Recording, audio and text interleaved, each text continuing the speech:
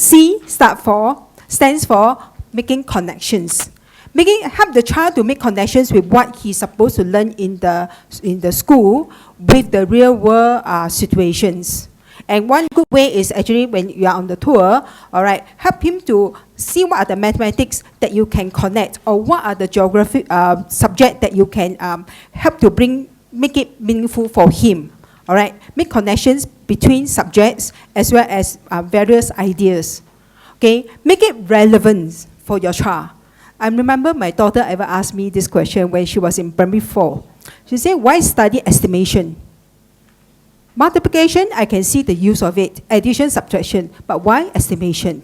So I mean, as a mathematics teacher, I also find it not so easy to explain to a child. You need to roughly estimate. You don't actually need the real exact number. So when we went for a tour, I say, okay, can you calculate this for me in terms of Singapore currency? I remember we were in Thailand. So I think, so difficult, so many numbers to calculate. Then in the end, do an estimation, right? Then if you find that, estimation is something become very relevant to me, I just have to know that the rough amount and help me to make a decision whether is it cheaper to buy in Singapore or in Thailand. Okay? So find situation to make it relevant for your child. And then make it enjoyable. Right? Something that's fun, enjoyable, and learning is enjoyable. Right? Authentic. It's very real to the child. If you can, as parents, we can help to connect what they experience in their real life to their school environment. This will help make their learning very authentic for them, and with this, it is meaningful.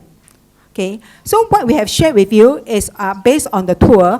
Now, these ideas is not limited just to tour. You can actually make use of this idea, apply these ideas for shopping, or if you are shifting to a new place, even buying a HDB flat, you can apply all these ideas. Okay, so I believe some of you may have questions now. Okay. Please feel free to go to the microphone, which is in the center of this room, and let us ask your question so that we can clarify some of the points you want to raise during our presentation. We travel with friends, you see. For me, we travel with friends for the past 6 years, same group of travel mates. So we do take local train, they are MRT, like in Japan or Korea. So for my case, I feel that this is a very good opportunity to train them to be a good navigator. So we look at the local train map, which is quite complicated for Japan and Korea. So we train them from this place to another place, where's the interchange or this. So in this case, they do really learn something. So from one trip to another trip, I can see the progress from there. See? So this is a very good opportunity to train them also. In a way, but we don't go to such details, but just that we do consider that at this place, so which is the point we should alight, the destination we should alight, and the distance wise, and is it better to take a train or the bus or a taxi or this? So we do go to such a extent. So from my case, I do see my children do learn something from all these trips, you see. So this is what I want to share with you all. And another thing is we travel with friends. We can see the child grown up with them, you see, from the photograph. And my kids, they plan programs also, performance during the trips. Some of the day we do have a free and easy day for them. At that night, we really plan for them. They perform for all the parents, you see. So we do have 3 families so far. So we do really enjoy during such a trip. Okay, thanks. Thanks for sharing. Actually, what she's doing is a lot of incidental learning. All right? It is very real situation, and because you are performing something real, okay, at the same time, actually the child is learning various aspects of the subjects. Any other questions?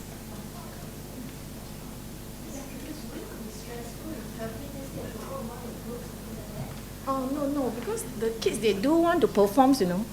The 3 of us, actually one of my friends' kids, they have 1 daughter, and mine is boy girls, you see. So they are about the same age. So they do plan before the trip, just like us, we plan the itinerary, they plan their performance. So they really enjoy, you know. And at hot, they also think of the props they use. So it's really interesting for them. Okay. Maybe to add on to what you raised, it's the way we do it.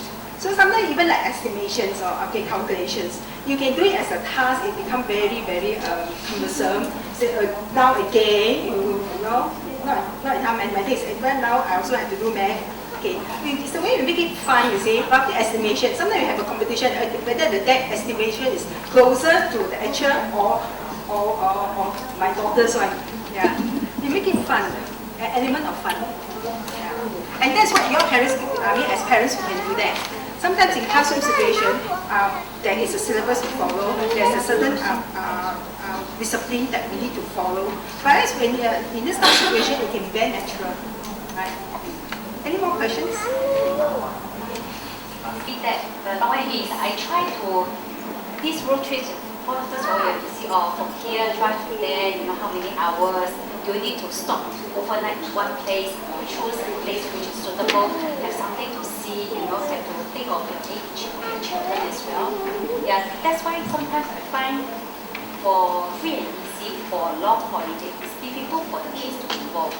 So actually I try to involve them in case of interest first. What do they want to say? Okay, I arrange 14 days to cover this area. So Google what are the interests want to see. Yeah, when it comes to really like close daily I think still cannot have one to I think the parents are always there to guide, help in the scaffolding, and especially the kids are too young, it'll be overwhelming. Like what Nadia and Cynthia said, small things. And then as the years go by, they get into the habit of planning things, looking at a whole gamut of things to consider. Then slowly their skills will be refined. Yeah, but I find with the computer games, especially it's very difficult to encourage them to spend the time doing this kind of just get interest based because they rather than ask you, mommy, you plan everything.